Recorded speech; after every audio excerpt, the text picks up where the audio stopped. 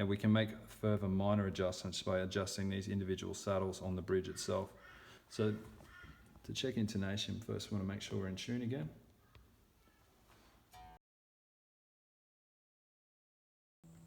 Okay, now we'll check at the 12th fret, an octave up. Just make sure you're hitting that string with the same attack as you're hitting the open string. As you can see, we're just a little sharp.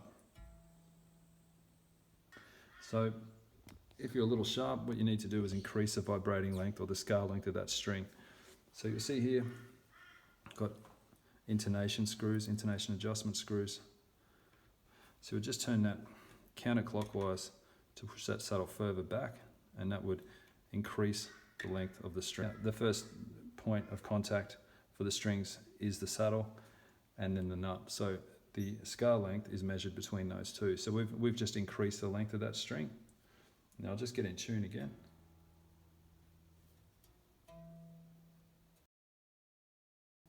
So we'll bring the camera around now.